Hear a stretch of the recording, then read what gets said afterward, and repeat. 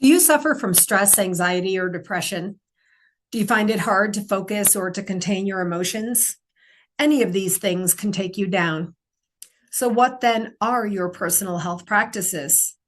If you don't yet have an integral or holistic wellness practice, you're in the right place.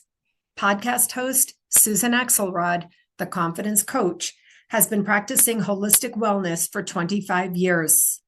Along the way, Qigong and Tai Chi found her. After tiptoeing in, she dove into a committed practice and became a teacher and integral wellness consultant. She'll tell you Qigong and Tai Chi changed her life. In this podcast, she interviews practitioners, inviting them to share their stories about how these practices changed their lives too. Go grab your journal. At the top of a clean page, write down, "I want to feel better." Then take a breath and tune in to see if Qigong and Tai Chi can help. Hi, friends. Susan here. Thank you so much for joining us for this episode of this very important podcast series. It's a series of conversations where people come in real time, unscripted, and share their personal stories about how Qigong or Tai Chi have changed their lives. As you know from watching other episodes, I am reading people's bios specifically rather than doing a more organic introduction, with the intention that you learn who other people are who are using this modality. Once I read this bio for my guest today, you are going to understand why I feel so passionate about Qigong and Tai Chi and this podcast series conversation. My guest today is Heidi Made. Heidi hails from Michigan, where her knowledge and experience in healing arts began in the mid-90s as symptoms of migraine, depression, and lifelong sensory processing issues set in. The first time she heard of Qigong was in a craniosacral workshop when a fellow practitioner noticed how much she loved the Qigong. She took her first Tai Chi class in 1998. After burnout from a long career in competitive swimming, discovering how hard it was to slow down. During the 2020 pandemic, she attended the World Congress for Qigong, where Dr. Roger Jankhe presented. Resonating highly with his way of communication, she became part of the IIQTC's first online level 1 Qigong teacher training.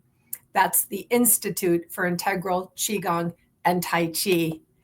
Hi, Heidi. Thank you so much for joining me today.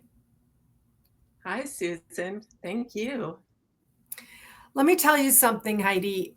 First of all, I want to say thank you so much for really sharing that truth in your bio. Today, we honestly need to get right to it. And boy, did you. Symptoms of migraine, depression, lifelong sensory processing issues, becoming a competitive swimmer. We could only imagine what that took. And the honest line, it was hard, or discovering how hard it was to slow down. So even just reading out that bio and knowing that you now are a full-on Qigong and Tai Chi practitioner and teacher, I'm very delighted to have you here. I want to say thank you for taking the time and ask you, how would you describe how Qigong and Tai Chi have changed your life? Thank you so much. Yeah, I was really struggling in my 20s already with so many issues, and I was feeling pain. And it was really the migraine that got me to start exploring these alternative healing modalities, because I was going to the doctor. I felt like I was so highly sensitive that they were telling me there was nothing wrong with me, and I was just feeling so awful all the time. And my friends were even telling me I was psychosomatic, which I now know means that's a mind-body issue. I wasn't able to fully integrate into my body. And I had met like a really awesome practitioner in Michigan who was helping me with my migraines. But it wasn't just the migraines went away. It was like this whole presence and this whole world opened up through this craniosacral therapy, and he was also using lots of modalities. And he started asking, he needed to do a workshop and he needed one more person. And he was calling me and saying, like, please come take this semi-private craniosacral workshop. And so I just loved it so much. I mean, I could not get enough. I couldn't talk enough about it. So it seemed odd. It was a little pricey at the time, but everything was a go and I did it. And I loved it so much. And that's the first time I heard of Qigong. I was practicing Qigong with another person, the healing Qigong, and we were just sitting there palpating and breathing. And they told me, they're like, you love Qigong. And I was like, Qigong, what's that? Yep. And yeah. And so there was a class. I didn't go to it. So I missed my first opportunity. But then I moved to Atlanta. I'd gotten married and moved south and had a child. So I was again so exhausted, and I was still this competitive swimmer. So I was very fast and I was very competitive, and I was just working out all the time, going to the gym, just yardage, going fast. I would carry around a stopwatch as a teenager, timing myself for how fast I could do things. Oh. Yeah, so I was really fast and I was really into that competitive fastness. So I started doing Tai Chi at a YMCA. It was very local. You can bring your kids. So I loved it. Right away, my teacher challenged me and said, and I was doing a lot of yoga. He was saying, can you get the same sensation and just do less? It was all about doing less. He's like, yeah, you can do all these push-ups and stretch your leg and get your leg up to here. And he was like, can you get the same sensation of that stretch without stretching, just through breathing and a little bit of movement? I mean, I was young and I took it as a challenge and I said, okay. And I was like, okay, can you just breathe a few times, palpating, and call it a workout?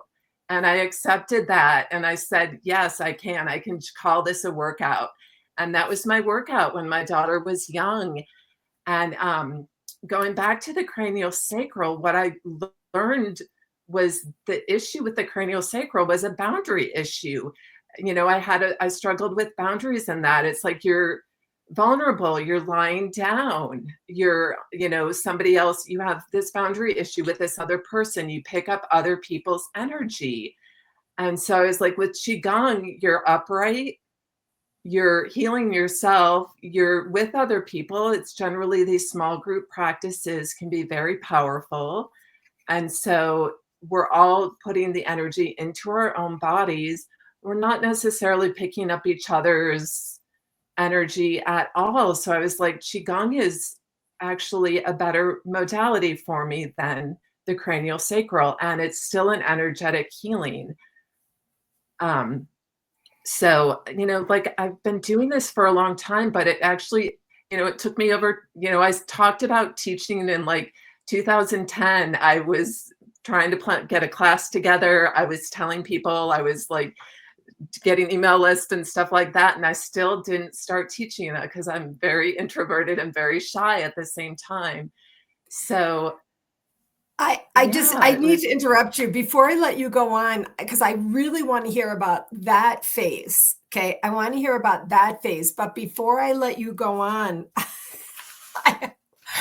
people know me who watch me. I take notes while I listen. And this is so important today that you have shared and honestly revealed so much here, which I really appreciate.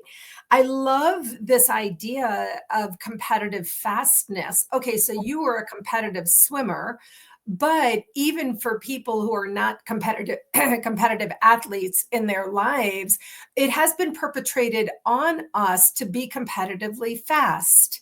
So I want to invite people to become aware of this. I never really heard, I'm not an athlete, so I never heard, maybe everybody knows competitive fastness, but I wrote down and I circled going fast in my life. I went fast in my life because I was a type A, not a competitive athlete, but a type A. And I was timing myself. And then the teacher at the YMCA I want to, let people know a lot of us have YMCAs in our community. I'm a member of the YMCA. I work out there. Our YMCA has a big room with a big, huge screen and Qigong and Tai Chi videos on the available. Just go downstairs and do them, put them in the little iPad. And then you said, this was amazing, Heidi, that the instructors said, it's all about doing less. I love this because I also teach Simplify. I love that you learn this at a younger age. And finally, just one more thing. I love that you shared craniosacral therapy. I've done craniosacral before. I've had it done to me, I guess I might say. You are lying down. You are one-to-one. Someone is close to you. It's a wonderful modality for balancing, and I highly recommend. But if somebody might have a boundary issue with that for any reason, which I love and I really appreciate that, and thank you for bringing that up. If for any reason someone has a boundary issue, then that may not work out well for you. And Qigong is an opportunity. So I just love this conversation already that we're having. Now you come into it, you're married, you have children. Now you had this idea about and then also you said the teacher challenged you. Now you're challenging yourself. You are basically competitive. And now you want to start basically sharing it out with others. That's what I'm getting. Is that what happened? That because you benefited, you wanted to begin to share it out? Yeah, it was something that I loved so much, and I know it's so highly misunderstood. And I was taking so many classes. I mean, I was following this teacher around the city of Atlanta, and I could take up to 5 classes a week sometimes, and taking other classes. But I felt like I had something to say. I felt that's why I really wanted to teach, because I was always like wanting to step in and say something to the group, and I'm like, I'm not the teacher, and I didn't have my own class, and that's where I was feeling like I had some frustration there. And I was like, okay, like I need to start teaching. But it took a very long time. And so another colleague suggested to find a certification program teacher, just choose a teacher that I like.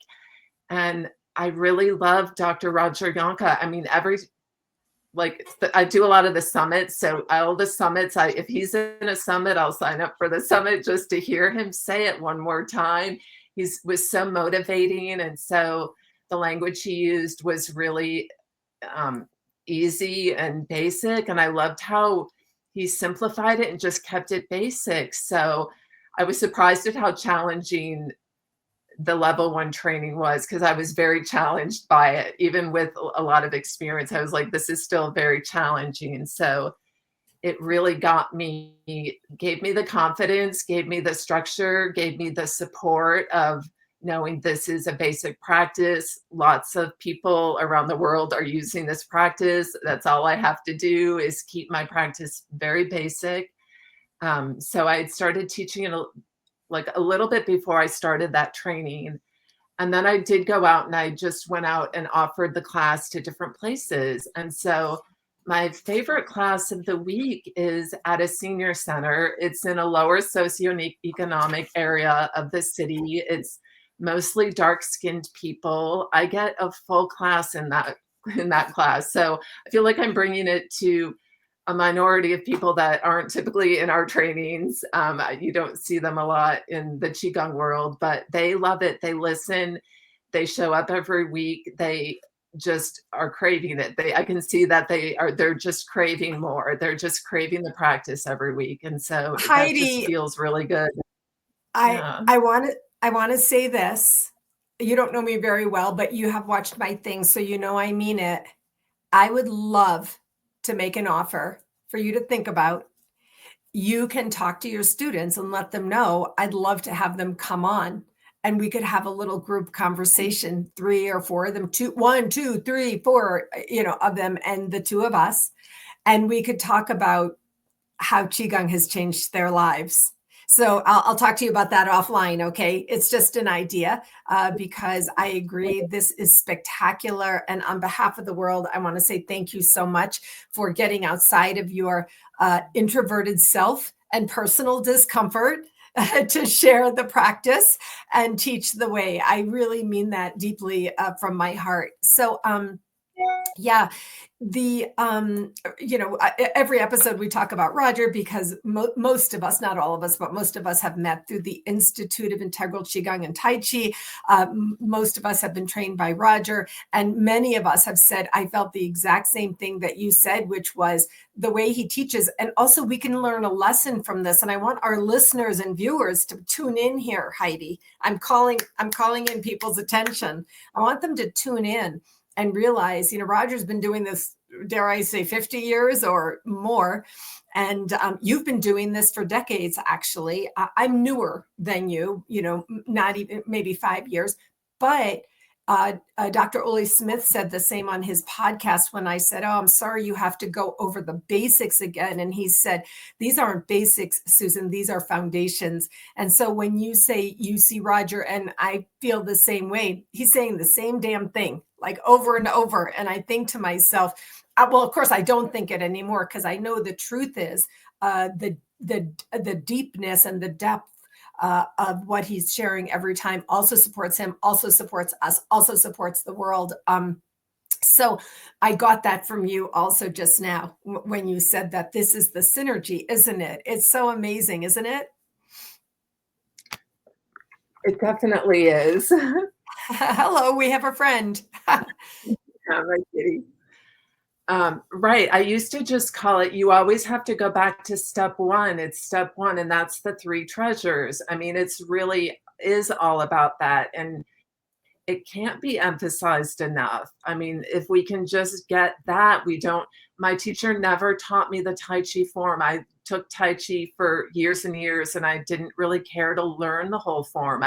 He was like, just get strong in these stances, just know where you are, get connected to the earth and the sky, the three treasures. So, and it just keeps evolving. It's just a lifelong practice, and it just keeps evolving, and it just goes deeper or to different places. Like I never get bored. I'm like, I used to focus on one part of my body, and I'm like, and then you learn something else and your focus changes, and you're like, how come I never did that before? And it just evolves and evolves and evolves. So yeah, this is true. This is exactly the way it goes. It evolves and evolves and evolves, as you just said. Also, you said it changes. And the truth is, our soul grows every day. We grow and change every day. Some days we have good days, it goes one way. Some days we have bad days, it goes another way. But the practice is there for you. It's stabilizing, it's centering, it's grounding. You basically just gave us a little map, Heidi. You said, get strong, know where you are, call in the earth and sky, and then, or connect with the earth and sky and focus on the three treasures. That's like a 4-part, 4 steps to what I call being confidence. I'm the confidence coach, right? Or being calm, or basically what I love the most, Heidi. Let me ask you this question, because what I'm getting here from, because I didn't know you. I really want to thank you so much for coming here and having this conversation. We just have another minute or two. Then I got to read your bio where you really shared important information. And now I hear you telling the story of how Qigong and Tai Chi really changed your life. Do you feel more in charge of yourself now, even though you probably still have sensory processing issues? Do you feel more in charge and in control of yourself? yes, absolutely. I feel like I can go back and forth. I can shift more. I'm not so overwhelmed. I was always in overwhelm. It was hard for me to speak. I had some language processing where it took me a long time to recover. I'd go through something or attend something, and I feel like I need days to recover or a long time to kind of go and be introverted and curl up in a little ball for a while. So now I can recover very quickly, go to the three treasures and recover and then move on and be present and then move on and keep going. Oh my gosh, I'm not kidding. I have chills. I feel emotion coming up on in me, Heidi. I really have chills and I feel emotional because what you're sharing with us, I think a lot of people suffer, and especially today, but maybe always in the human bodies we have, the human minds we have, as the humans we are. God didn't make gods. We're only human. I love that you can really be in charge of yourself. I really appreciate that. So now I'm going to add a fifth. I'll put this in the show notes when I put this up. The fifth step is, come to presence, like being more present. And so anyway, this is so good. So Heidi, where can people find you? Yes, I belong to a Tai Chi for Life co-op. That's Tai Chi, the number 4, lifecoop.org. That's a group of local colleagues and teachers and students. We share a website and we share a weekly schedule. So we have classes almost every day of the week and we sub for each other. So there's times when I'm teaching 4 or 5 classes a week and we do events and health fairs locally around Atlanta. I love this. I love this. So I'll also put the website up in the show notes so people can come on, get to know you. And I just want to say thank you so much for coming here today. Thank you for showing up so honestly and so bravely, and also rock on. Keep up the good work. Thank you so much, Susan. Wonderful. All right. Thank you. I'm going to talk to you offline about the idea of bringing some of your class members in. Okay, I'll see you soon. Take good care. Thank you.